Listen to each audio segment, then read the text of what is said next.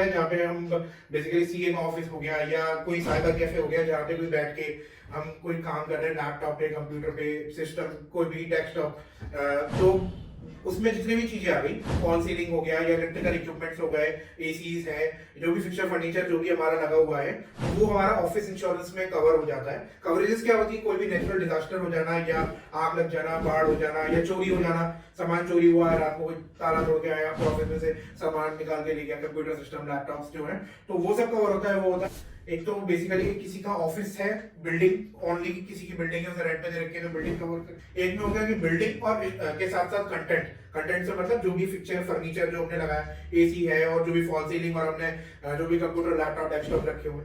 और तीसरा एक हो गया जिसमें कि हमारा सिर्फ कंटेंट है। कंटेंट से मतलब कि हमने रेंट पे ले लिया और हमने अपना सीए का ऑफिस है, समझ लो एग्जांपल, जहाँ पे लोग सिर्फ बैठ के काम कर रहे हैं, उसमें लैपटॉप, कंप्यूटर, प्रिंटर्स और उसे फॉल सीलिंग लगा रखी है, इंटीरियर डिजाइनिंग वर्क कर रहा है, तो वो तीसरा काम कर रहे हैं। तो इनके लिए हमने वीडियो भी पहले भी बनाई है और हम बात करिए कि दो तरीके से इंश्योरेंस होते हैं। एक तो वर्कमैन कंपनसेशन पॉलिसी होती है, अननेम्ड होती है, इसमें नाम नहीं दिया जाता, और एक होती है group personal accidental policy. Sir आज हम बात करेंगे ऑफिस इंश्योरेंस के बारे में। तो मैं आपसे ये जानना चाहूंगा कि ऑफिस इंश्योरेंस शॉप इंश्योरेंस से कैसे अलग है और ऑफिस इंश्योरेंस होता क्या है, उसमें क्या क्या कवर होता है। ऑफिस इंश्योरेंस जो बेसिकली नाम से समझ में आ रहा है कि ऑफिस की बारे में बात कर रहे हैं। ऑफिस कोई भी हो सकता है जहाँ पे हम बेसिकली सीए का ऑफिस हो गया या कोई साइबर कैफे हो गया जहाँ पे कोई बैठ के हम कोई काम कर रहे हैं लैपटॉप पे, कंप्यूटर पे, सिस्टम कोई भी डेस्कटॉप, तो उसमें जितनी भी चीजें आ गई, फॉल सीलिंग हो गया या इलेक्ट्रिकल इक्विपमेंट्स हो गए, एसीज है, जो भी फिक्सर फर्नीचर जो भी हमारा लगा हुआ है, वो हमारा ऑफिस इंश्योरेंस में कवर हो जाता है। कवरेजेस क्या होती है, कोई भी नेचुरल डिजास्टर हो जाना या आग लग जाना, बाढ़ हो जाना या चोरी हो जाना, सामान चोरी हुआ है, रात को कोई ताला तोड़ के आया, आपके ऑफिस में से सामान निकाल के ले गया, कंप्यूटर सिस्टम, लैपटॉप्स जो है, तो वो सब कवर होता है। वो होता है ऑफिस इंश्योरेंस। अब दूसरा आपका इसमें सवाल क्या था सर? शॉप इंश्योरेंस से कैसे अलग है? अलग सर ये इस तरीके से, क्योंकि इसमें कोई बेसिकली हम सामान स्टॉक नहीं कर रहे हैं। शॉप में बेसिकली हम अपना सामान स्टॉक करके रखते हैं किसी तरह का, और ऑफिस में सिंपली ये है कि हम यहाँ पर अपना कोई ऑफिशियल वर्क कर रहे हैं, हम यहाँ पर कोई किसी तरह ट्रेडिंग भी कर रहे हैं, तो सामान यहाँ नहीं रखते हैं, तो वो एक अंतर है। सर अब जो मैं आपसे सवाल जानना चाहूंगा कि ऑफिस इंश्योरेंस कितने प्रकार के होते हैं। ये भी लगभग 3 तरह के होते हैं। एक तो बेसिकली किसी का ऑफिस है, बिल्डिंग ओनली किसी की बिल्डिंग है, उसे रेंट पे दे रखी है तो बिल्डिंग कवर कर। एक में हो गया कि बिल्डिंग और के साथ साथ कंटेंट, कंटेंट से मतलब जो भी फिक्चर फर्नीचर जो हमने लगाया, एसी है और जो भी फॉल सीलिंग और हमने जो भी कंप्यूटर लैपटॉप डेस्कटॉप रखे हुए हैं। और तीसरा एक हो गया जिसमें कि हमारा सिर्फ कंटेंट है। कंटेंट से मतलब कि हमने रेंट पे ले लिया और हमने अपना सीए का ऑफिस है, समझ लो एग्जांपल, जहाँ पे लोग सिर्फ बैठ के काम कर रहे हैं, उसमें लैपटॉप, कंप्यूटर, प्रिंटर्स और उसे फॉल सीलिंग लगा रखी है, इंटीरियर डिजाइनिंग वर्क कर रहा है, तो वो तीसरा जिसमें से स्टॉक कवर। सर एक जो क्वेश्चन कई बार हमारे व्यूअर्स हैं और हमारे जितने भी कस्टमर्स हैं वो सब यही जानना चाहते हैं कि क्वेश्चंस आए थे जब भी हम ऑफिस इंश्योरेंस बाय करते हैं तो उसमें सबसे बड़ा सवाल ये आता है कि क्या हमारे जो एम्प्लॉय हैं जो हमारे साथ काम कर रहे हैं तो उनको भी हम कवर कर सकते हैं, और कर सकते हैं तो कैसे उनको कवर किया जाता है, ये मैं आपसे जानना चाहूंगा। ऑफिस में जो एम्प्लॉइज काम कर रहे हैं तो इनके लिए हमने वीडियो भी पहले भी बनाई है और हम बात करिए कि दो तरीके से इंश्योरेंस होते हैं। एक तो वर्कमैन कंपनसेशन पॉलिसी होती है, अननेम्ड होती है, इसमें नाम नहीं दिया जाता, और एक होती है ग्रुप पर्सनल एक्सीडेंटल पॉलिसी और ग्रुप पर्सनल एक्सीडेंटल पॉलिसी। तो कई लोग उसमें क्या होता है कि आपको 4 लाख की पॉलिसी है तो मैंने आपको बताया 3-3.5 रुपए पर पर्सन का रहता है। तो ये 2 प्रकार होते हैं। तो ये आप पॉलिसी के साथ इनबिल्ट भी आता है कि आप 5 बंदों का नाम दे दें तो उसमें भी हो जाता है, और आप पॉलिसी के साथ एक अलग से एक सेपरेट पॉलिसी भी ले सकते हैं। इस तरीके से आप अपने एम्प्लॉइज को कवर कर सकते हैं। जैसे कि सर अभी आपने जो बताया कि हमें ऑफिस इंश्योरेंस में कवर करने के लिए वर्कमैन कंपनसेशन पॉलिसी, दूसरे आपने ग्रुप पर्सनल एक्सीडेंटल पॉलिसी बताई है, तो क्या जब हम अपने एम्प्लॉयज को कवर करेंगे तो उस समय पर हमें ये 2 पॉलिसी उसके साथ लेनी पड़ेंगी या फिर वो अलग से लेनी पड़ेगी? ये क्या होता है? हाँ, ये अच्छा क्वेश्चन है। ऑफिस इंश्योरेंस में क्या होता है कि मैं जैसे मेरे को जितना नॉलेज है अपने को समझ में आता है, हम देखते हैं कि साइज क्या है। अगर 4-5 बंदे हैं या मतलब अगर बहुत ज्यादा बड़े स्केल पर है तो हम उस हिसाब से रिकमेंड करते हैं, क्योंकि कुछ कंपनीज साथ में भी देती हैं ऑफिस इंश्योरेंस के साथ भी आप पॉलिसी में अपने एम्प्लॉइज को कवर करा सकते हो, और कुछ सेपरेट भी आप अलग से ले सकते हो। ऑफिस इंश्योरेंस अलग से ले ली और वर्कमैन या पर्सनल एक्सीडेंटल पॉलिसी अलग ले ली, तो ये हैंड इन हैंड चलता है। ये चॉइस डिपेंड करता है कि प्रीमियम पे भी फर्क पड़ता है, तो ये अलग अलग कमोडिटी या अलग अलग बिजनेसेस के हिसाब से अलग अलग चलता है। अब सर मैं आपसे ये क्वेश्चन जानना चाहूंगा कि जैसे हमारे इंडिया में अभी हाल ही में कुछ समय पहले नेचुरल डिजास्टर आए, तो जैसे अभी चेन्नई में हुआ है और इससे पहले हम उड़ीसा में अधिकतर होता रहता है। तो ऐसे में जो नेचुरल डिजास्टर होता है या फिर कहीं आग लग जाती है, तो उस समय पर ये जो ऑफिस इंश्योरेंस पॉलिसी है वो कैसे कवर करती है, तो ये मैं जानना चाहूंगा आपसे। ये बहुत अच्छा सवाल है। मैं इसका 2 पार्ट में दूंगा। पहले तो आपको जो पॉलिसी बाय करनी है ना, तो आपको ध्यान रखना है कि जो भी आप सामान, जितना भी कंटेंट आपका है, वो आपको पॉलिसी में मेंशन कराना है। और आपको यूज क्या है आपके ऑफिस का, वो बहुत जरूरी होता है। कई जगह लिखा होता है कि ऑफिस किस कैटेगरी में है, क्या है आपका यूज, क्या है ऑक्यूपेंसीज क्या है। तो ये बड़ा इंपॉर्टेंट फैक्टर है। और दूसरा, मान लीजिए खुदा ना खासा क्लेम आ गया, बारिश हो गई या बाढ़ आ गई, तो उसमें जैसे शॉप इंश्योरेंस में क्लेम सेटलमेंट होता है, ऐसे ही इसमें होता है। जैसे चेन्नई में अभी बहुत तेज बारिश है, जिसकी वजह से काफी दिनों से परेशानी रही लोगों को। तो उसका यही था कि अगर उनके पास ऑफिस इंश्योरेंस पॉलिसी थी है, तो उनको ये है कि वो कंपनी में इन्फॉर्म करेंगे एजेंट ब्रोकर को।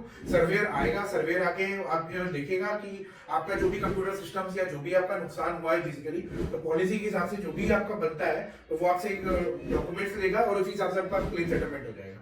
तो ये मैं अभी के लिए तो मैं बताऊंगा। बाकी अगर आप डिटेल में बताएंगे, पूछेंगे, तभी मैं क्लेम के बारे में डिटेल में बात करेंगे कि इसके लिए क्या क्या डॉक्यूमेंट चाहिए होते हैं और किस तरीके से हम इसको क्लेम को सेटल किया जाता है। हमारे जैसे इंडिया में बहुत से ऑफिस ऐसे हैं जो रेंट पर हैं, तो जब किसी ओनर अपना ऑफिस रेंट पर ले लेता है, तो उस समय पर जो ऑफिस इंश्योरेंस पॉलिसी है वो कैसे काम करती है और उसको कैसे वो चीजों को कवर करते हैं उस पॉलिसी में। मैंने कहा ना, जैसे शुरुआत में ही आपने पूछा था कि कितने तरह की होती है, तो मैंने बताया था कि 3 तरह की होती है। कि आपको बिल्डिंग ऑफिस इंश्योरेंस, जिसमें आपका किसी की बिल्डिंग है, ऑफिस ही ऑफिस है, तो सेम ऐसी है कि जो रेंट पे ले रहा है, तो वो अपने कंटेंट को कवर करना चाहता है, तो वो कंटेंट को कवर कर सकता है पॉलिसी के अंदर।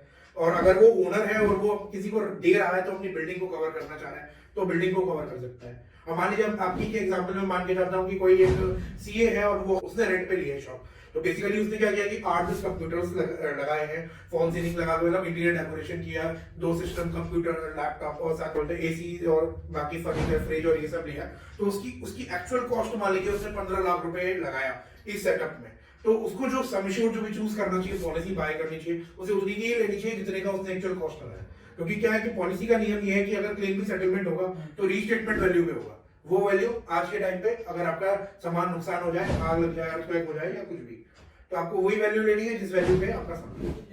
तो सर ऐसा ये होता है कि जैसे कि मान लीजिए हमने ऑफिस 10 साल पहले लिया और हमने पॉलिसी हम 10 साल से चला रहे हैं, लेकिन हमारा 10 साल बाद यानी आज हमारा उसमें कोई फायर आग लग जाती है और ऐसे में हमारा जो सामान है वो सारा जल जाता है, तो उसका जो क्लेम है ना, वो उस टाइम के अमाउंट के अकॉर्डिंग आएगा जिस टाइम हमने खरीदा था, कि आज की वैल्यू के अकॉर्डिंग हमें उसका अमाउंट। ये आपने बहुत अच्छा सवाल पूछा। नहीं, आपको हर साल, पिछले 2 साल से 8 साल तक तो ऐसे ही हो रहा था डेप्रिसिएशन बेसिस पे, लेकिन अभी 2 साल से आईआरडीए ने चेंज किया हुआ है। तो अब क्या है कि आपका जो भी कोई, आपको जो पॉलिसी बाय करनी है, भले ही आपने पुराने 4 साल पुराना आपका सिस्टम पड़ा हो, लेकिन आपको जो पॉलिसी बाय करनी है वो आज के वैल्यू के हिसाब से करनी है और क्लेम भी आपको आज के वैल्यू के हिसाब से मिलेगा।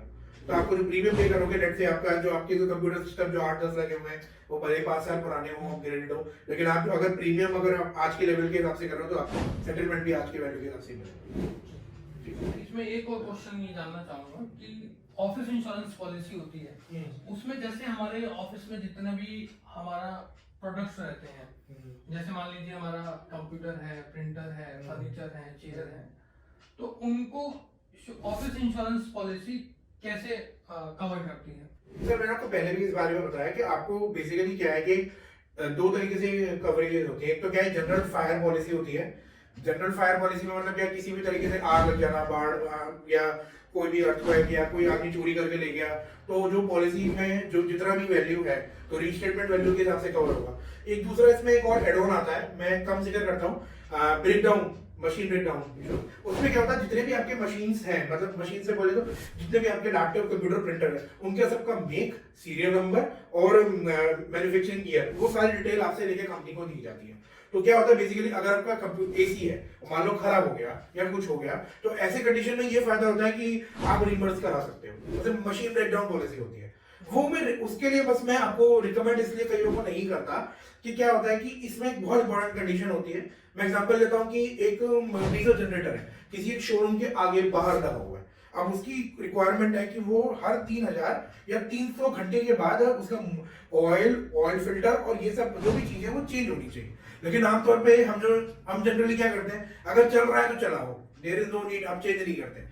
लेकिन अगर मशीन ब्रेकडाउन में क्या होता है, अगर इसी केसेस में आप एक प्रोसीजर फॉलो नहीं कर रहे हो, वो 400 घंटे चल गया, 500 घंटे चल गया, तब जाके ब्रेकडाउन हो गया, और फिर आप कहते हो कि सर ये मशीन मेरा इंश्योरेंस में कवर था और मैं इसका रिइंबर्समेंट ले लूंगा, तो क्या आपको मिलेगा? नहीं मिलेगा, क्योंकि उसमें इंश्योरेंस में मशीन ब्रेकडाउन में बहुत बड़ा इंपॉर्टेंट नियम होता है कि भाई आप जो भी मशीन का यूज कर रहे हो वो उसके मैनुअल के हिसाब से टाइमली आप उसकी सर्विस कर रहे हो कि नहीं कर रहे हो। तो दैट्स व्हाई ये क्या बोलते हैं, कॉन्फ्लिक्ट वाला है, इसलिए मैं सबको रिकमेंड नहीं करता कि मशीन ब्रेकडाउन लो, लेकिन आप ले सकते हैं अगर आप चाहें तो। इस तरीके से भी आप अपने कंप्यूटर सिस्टम, लैपटॉप और इलेक्ट्रिकल गैजेट्स को शॉप इंश्योरेंस में कवर करें। सर मैं आपसे ये जानना चाहूंगा कि जो ऑफिस इंश्योरेंस है, ऑफिस इंश्योरेंस में जब हमारा प्रीमियम चार्ज होता है तो वो कैसे चार्ज होता है?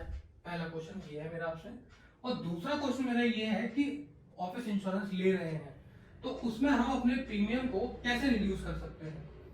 और इसी में ही मेरा एक तीसरा क्वेश्चन है जो मैं इसमें ऐड करना चाहूंगा कि जब हम ऑफिस इंश्योरेंस ले तो उस समय पे हम कैसे पता लगा पाए और कैसे हम अपना करेक्ट वैल्यूएशन दे पाए जिससे हमें ऑफिस इंश्योरेंस के लिए हमारा प्रीमियम भी नॉर्मल चार्ज हो, जो अधिकतर हाई चला जाता है। इसका सवाल में सिंपल जो पहला और दूसरा था है उसका एक ही आंसर रहेगा कि प्रीमियम जो है डिसाइड कर रहे हैं, उसके फैक्टर यही है जो ऑफिस में कि भाई गार्ड है रहता है नहीं, नीचे क्या बोल बेसमेंट में तो नहीं है आपकी ऑफिस, और फायर सिस्टम लगा हुआ है कि नहीं लगा हुआ है, जो इक्विपमेंट आपके बचाने के लिए।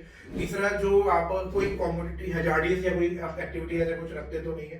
तो ये बेसिकली फैक्टर होते हैं कि अगर एक सिंपल ऑफिस है और सामान रखा है तो लगभग इस काम तो कुछ होता नहीं है। तो प्रीमियम भी लगभग सभी ऑफिस का सेम रहता है, बस प्रीमियम वहां हाई हो जाता है जहां पे अगर आपकी बेसमेंट में है, क्योंकि बेसमेंट में अगर ऑफिस है तो क्या होता है पानी के जाने के भरने के चांसेस, अगर मान लो फ्लड हो गया या हैवी रेनफॉल हो गया तो उसमें चांसेस ज्यादा हो जाते हैं, तो जिस वजह से प्रीमियम हाई हो जाता है। तो ये एक फैक्टर है। तीसरा था कि वैल्यूएशन कैसे की जाए। तो जैसे कि मैंने आपसे कहा कि रीस्टेटमेंट वैल्यू पे लिया जाता है आज के टाइम में, कि आपका भले ही सिस्टम 4 साल पुराना हो, लेकिन पहले तो डेप्रिसिएशन 15% लगा के फिर आप जो हमारे सीए बोलते थे हम उस हिसाब से वैल्यू लेते थे। लेकिन नहीं, अब क्या है कि अगर आपके 10 कंप्यूटर सिस्टम है और आज अगर उसकी वैल्यू मान लीजिए पर सिस्टम भी 1 लाख है, तो आपको जो पॉलिसी भी बाय करनी है ना, पर अगर 1 लाख की वैल्यू है तो पर अगर 10 सिस्टम है तो 10 लाख रुपए लगा करके आपको प्रीमियम भी देना है, और खुदा ना खास्ता अगर कुछ हो जाए तो सेटलमेंट भी आपका उसी पे होगा और आपको नया ही मिलेगा। तो ये चीज आपको बड़ा इंपॉर्टेंट ध्यान रखना है। भले ही इसमें मैं एक बात और इंक्लूड कर दूं कि एग्जांपल जैसे हम इस सोफे पे बैठे हुए हैं, सोफा हमारा जो आप ये कहो कि मेरी ये सागवान की लकड़ी है और ये बहुत महंगी वाली लकड़ी है, लेकिन है तो ये 20 साल पुरानी, जब तो मैंने 20,000 का लिया था। नहीं सर, लेकिन अगर आप नेक्स्ट इस साल जो पॉलिसी रिन्यू कराई थी और अगर आज आपने इसको बनाने की कॉस्ट में 1 लाख रुपए का फर्नीचर की ऐड किया हुआ है कॉस्ट, और वो जो कि एक्चुअल है, और आपके साथ फायर या ऐसी मिसहैपनिंग हो जाती है, तो उस केस में ये श्योर है कि आपको जो क्लेम भी है ना पूरा मिलेगा, रीस्टेटमेंट वैल्यू भी, जिस पे आपने प्रीमियम पे किया। सर मैं भी आपसे ये जानना चाहूंगा कि जब हम ऑफिस इंश्योरेंस बाय करें तो हमें किन बातों का ध्यान रखना चाहिए?